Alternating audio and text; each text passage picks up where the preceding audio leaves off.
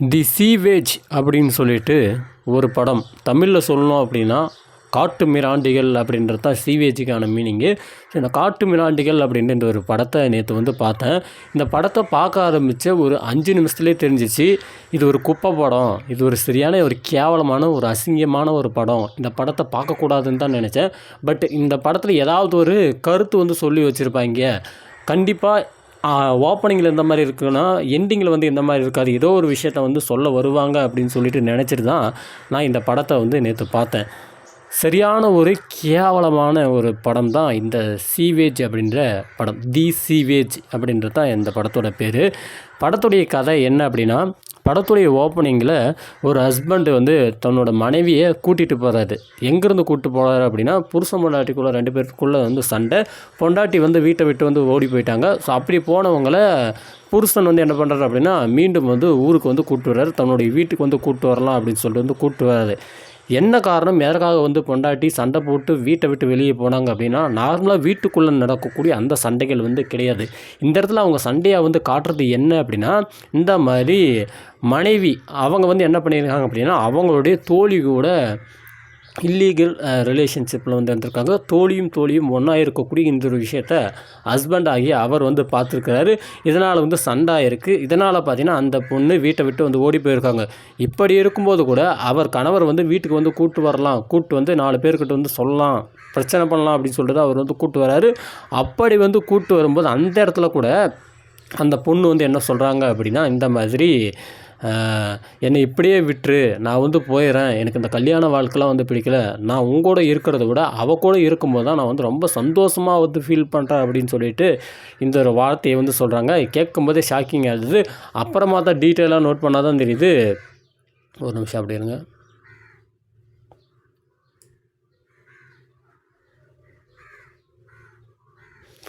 அப்புறமா படத்துடைய அந்த ஓப்பனிங்கில் பார்க்கும்போது தான் தெரியுது, இந்த கதை 2047 நடக்கக்கூடிய கதையாக. 2047 இந்த மாதிரி தான் இருக்கும் அப்படின்னு சொல்லிட்டு இவங்க ஒரு யூகத்தின் அடிப்படையில் இந்த ஒரு படத்தை எடுத்திருக்காங்க.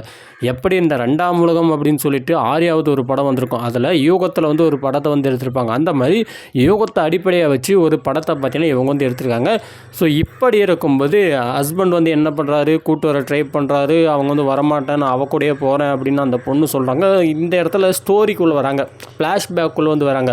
ஃப்ளாஷ்பேக் அப்படின்னு பார்க்கும்போது இந்த பக்கம் என்ன ஆகுது அப்படின்னா, அந்த பொண்ணு இன்னொருத்தி கூட பார்த்தீங்கன்னா ரொம்ப இல்லீகலாக இருக்கிறாங்க. அந்த இடத்துல என்ன அப்படின்னா, அவங்க தோழின்னு ஒருத்தவங்களை காட்டுறாங்க.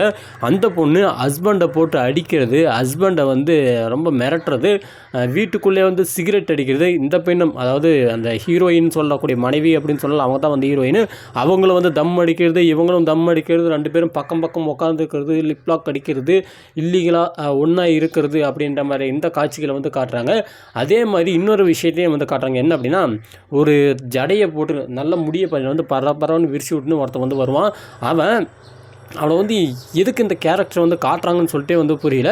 அவனை ஒரு போன் அடிக்ஷன் ஒரு நபராக காட்டுறாங்க, ஃபான் அடிக்ஷன் நபராக காட்டுறாங்க. அவரை காட்டக்கூடிய எல்லா சீன்லையுமே பார்த்தீங்கன்னா, ஒன்று அவர் சுய இன்பம் காட்டுற மாதிரியும், அதே மாதிரி யாராவது ஒருத்தன் உதவி கேட்டு வரான் அப்படின்னா அவனை கூட்டின்னு போயிட்டு ஆற்றுல வச்சு அவங்களோட தவறாக நடந்துக்கிற மாதிரியான ஒரு சில சீன்களை காட்டுறாங்க. 2 சீன் காட்டுவாங்க.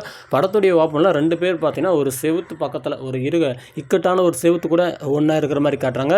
அதுக்கப்புறம் ஒரு கொஞ்ச நேரம் ஆகும்போது ஒருத்தன் ஹெல்ப் கேட்டு வருவான். அப்படி ஹெல்ப் கேட்டு வர அவனை, நீ வண்டியை ஓட்டு, ஃபஸ்ட்டு அந்த ஜடக்காரன் தான் வண்டியை ஓட்டுவான். அப்படி ஓட்டும்போது ஒரு கட்டத்தில் நீ வண்டியை ஓட்டிக்க, நான் பின்னாடி உட்காரேன் அப்படின்னு சொல்லி பின்னாடி உட்காந்துட்டு அப்படியே போகும்போது இடுப்பில் கையை போடுறது, அப்படியே கையை கீழே இறக்கிட்டு போகிறது. அதுக்கப்புறமா பார்த்தீங்கன்னா அவனை அப்படியே கூப்பிட்டு போய்ட்டு ஆற்றுல வச்சு தவறாக நடந்துக்கிறது, அவன் கத்துறதும் ரத்தம் தெரிக்கிற மாதிரியும் இந்த மாதிரியான காட்சிகளை வடிவமைப்பு வச்சுருக்காங்க. பான் அடிக்ஷன் அப்படின்ற அந்த ஒரு விஷயத்தை தூக்கி காமிச்சிருக்காங்க. அதேமாதிரி ஆண் சேரக்கூடிய இந்த விஷயத்தையும் தூக்கி காமிச்சிருக்காங்க. ஒரு பெண் இந்த மாதிரி ஹஸ்பண்டை போட்டு அடிக்கலாம், ஒரு பெண் இந்த மாதிரி தப்பாக இருந்துக்கலாம், அது ஒன்றும் பிரச்சனையே கிடையாது அப்படின்ற மாதிரி காட்டுறாங்க.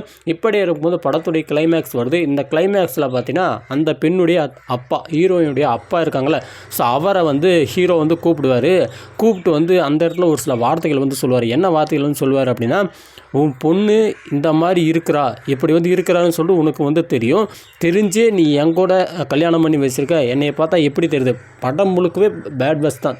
தேவடியா அப்படின்ற வார்த்தையும் அந்த மாதிரியான வார்த்தைகள் எக்கச்சக்க முழுக்கவே வந்து படம் முழுக்கவே வந்து கெட்ட வார்த்தைகளாக இருக்குது. அவர் ஹீரோ பார்த்தீங்கன்னா ஹீரோயினுடைய அப்பா வந்து திட்டுவார், பயங்கரமான வல்கரான வார்த்தைகளாக வந்து யூஸ் பண்ணார். உன் பொண்ணுக்கு இந்த மாதிரியான விஷயம் வந்து தெரியுது அப்படின்னா உன் பொண்ணு முன்னாடி நீயும் மனைவியும் வந்து ஒன்றா இருந்தீங்களா, இல்லை உன் பொண்ணு தூங்கும்போது உன் பொண்ணுடைய ஆடைகளை வந்து விலக்கி கையை வச்சியா, இல்லை உன் பொண்ணு கூட நீ வந்து தப்பாக நடந்தியா, உன் பொண்ணு கூட வந்து படுத்தியா அப்படின்னு சொல்லிட்டு இந்த மாதிரியான வார்த்தைகளை பார்த்தீங்கன்னா ஹீரோ வந்து பேசுகிற மாதிரியான ஒரு சில வசனங்களை வந்து வச்சுப்பாங்க. ஒரு கட்டத்துக்கு மேலே உன்னால தான் என் வாழ்க்கையை போச்சு அப்படின்னு சொல்லிட்டு ஹீரோ வந்து ஹீரோயினுடைய அப்பா கழுத்தை போட்டு நெரிச்சு கொள்கிற மாதிரியான ஒரு சீனை வந்து வச்சுருக்காங்க.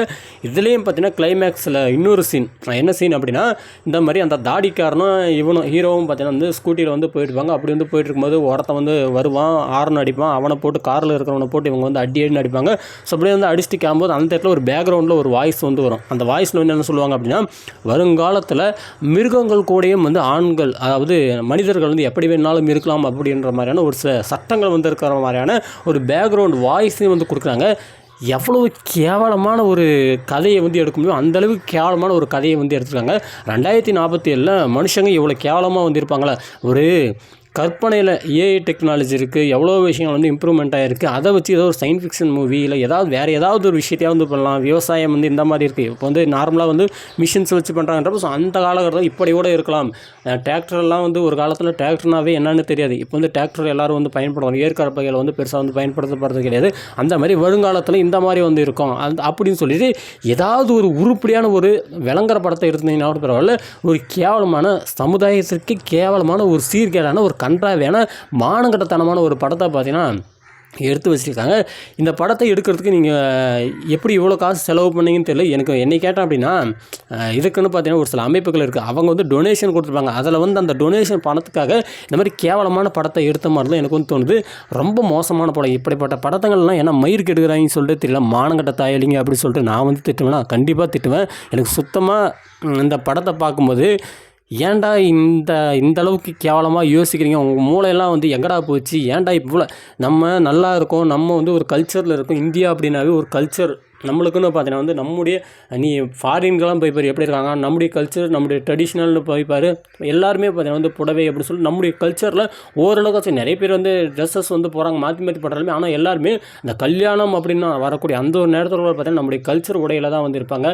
எல்லாருமே வந்து கல்ச்சரை வந்து லைக் பண்ணுறோம். எல்லாருமே ஒரு சிலர் கூடிய அந்த உடல் வரக்கூடிய மாற்றங்களால் அவங்க அந்த மாதிரி இருக்கிறாங்கன்றது அடுத்த விஷயம். ஆனால் 2047 அப்படின்னு வரும்போது பார்க்குறவங்க எல்லாருமே அப்படி தாண்டா இருப்போம் அப்படின்ற மாதிரியான ஒரு இதை வந்து செட் பண்ணுறீங்க பார்த்தீங்கன்னா அது வந்து ரொம்பவே வந்து தப்பு.